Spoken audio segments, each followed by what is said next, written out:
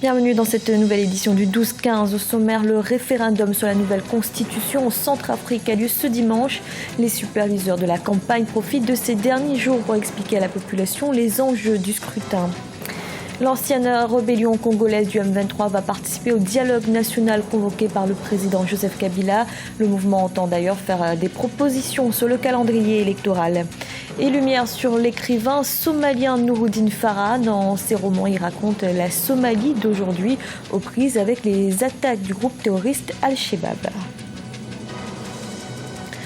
En Centrafrique, la population se prononce ce dimanche par référendum sur le projet de nouvelle constitution.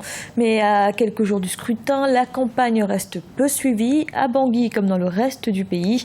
C'est pourquoi des superviseurs sont envoyés auprès des électeurs pour leur expliquer les enjeux de ce vote. Birama Saonera.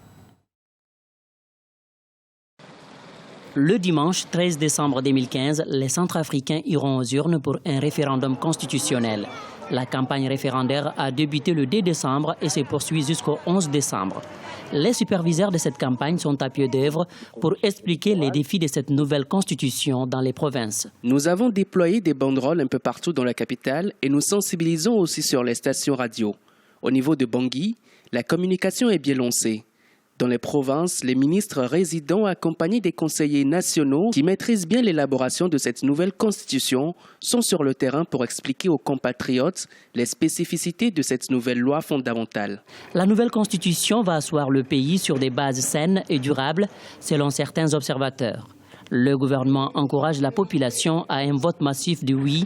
Pour l'heure, le référendum ne suscite pas beaucoup d'engouement dans le pays. En ce moment, on ne constate pas assez de changements au sein de la population à l'approche du référendum. Pour parler de campagne, on ne sent même pas la campagne. Il y a quelques rares banderoles qui sont déployées, initiées par l'AME et puis certaines organisations internationales pour demander à la population d'aller voter 13 décembre la nouvelle constitution. Il n'y a pas d'engouement comme on le sent souvent lorsqu'il y a des consultations populaires de ce type. La nouvelle loi fondamentale de la Centrafrique a été imprimée en 15 000 exemplaires afin de toucher un maximum d'électeurs avant le scrutin le 13 décembre 2015.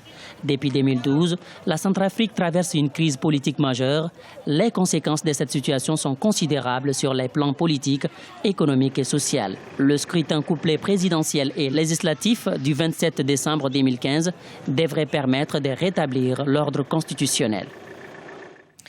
En République démocratique du Congo, l'ancienne rébellion du M23 s'apprête à participer au dialogue national convoqué par le président Joseph Kabila.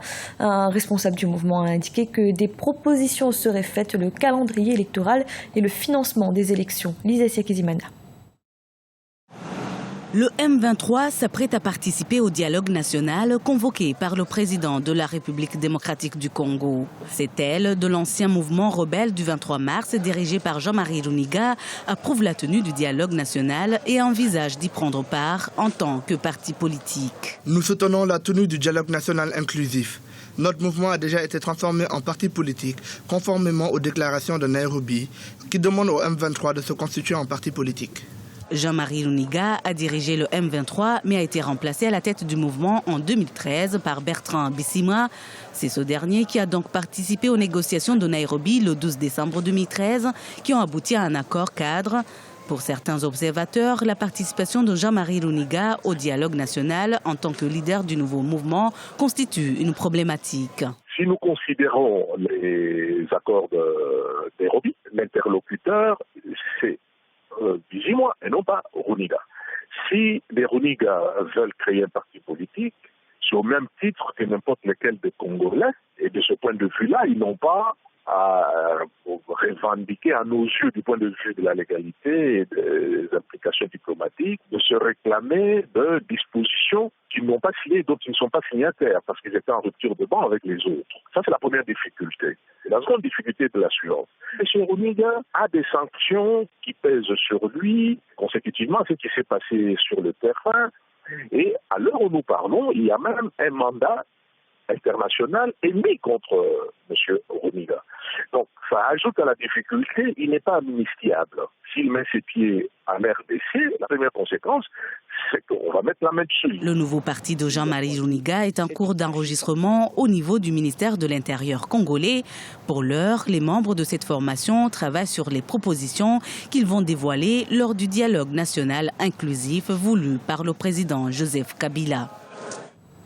Dans l'actualité également, l'un des 9 accusés encore recherchés par le tribunal pénal international pour le Rwanda, chargé de juger les responsables du génocide de 1994, a été arrêté en République démocratique du Congo. L'annonce a été faite ce jeudi. Il s'agit de Ladislas Tagwanza. Son dossier a été transféré en mai 2012 à la justice rwandaise.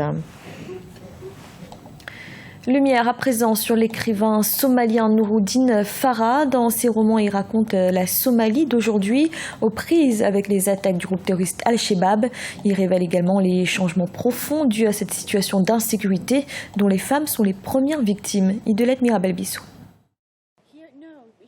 Romancier, Nouroudine Farah parle des effets dévastateurs des conflits dans son pays natal, la Somalie. Mogadiscio, la capitale, fait face à de fréquentes attaques du groupe islamiste Al-Shabaab. À travers ses œuvres, l'auteur rappelle la convoitise dont était l'objet sa ville natale, ceci grâce à sa particularité architecturale et à la douceur de son climat. Cette histoire est même la source d'inspiration de son dernier roman, Hiding in Plain Sight. Ce roman représente le passé séculaire de Mogadiscio lorsqu'elle était une des plus grandes villes cosmopolites en Afrique dans laquelle on pouvait vivre ensemble. Qu'est-ce qui se passe avec les Shebab? Ils ont changé les habitudes des gens en installant le désarroi dans le pays. Nouroudine Farah fait partie des écrivains les plus connus et les plus prolifiques du continent. Il a vécu en exil pendant les 18 dernières années. Comme la plupart de ses romans, Hiding in Plain Sight met en scène des personnages somaliens. Ce livre révèle qu'une grande partie de la splendeur de Mogadiscio a disparu à cause de 2 décennies de conflits armés. Avant la guerre civile en Somalie, les hommes étaient choyés. Les femmes étaient plus fortes parce qu'elles étaient allées à l'école. Elles étaient instruites et étaient plus intelligentes que la majorité des hommes. C'est ce qui leur donne encore le courage de supporter les difficultés. À cause des attaques sporadiques d'Al-Shabaab, des millions de Somaliens ont été obligés de se réfugier dans les pays voisins. Après des années de combat, le pays a un gouvernement relativement stable. Mais l'émergence du groupe radical Al-Shabaab continue de menacer la paix et la sécurité nationale. Et c'est ce jeudi la journée internationale des droits de l'homme. L'Assemblée générale des Nations unies a proclamé cette date du 10 décembre en 1948. Cette année, cette journée est consacrée au lancement d'une campagne qui marque le 50e anniversaire de 2 pactes, à savoir le pacte international relatif aux droits civils et politiques et le pacte international relatif aux droits économiques, sociaux et culturels. C'était le journal de la rédaction. Merci de l'avoir suivi. Retrouvez dans un instant une nouvelle édition de l'information.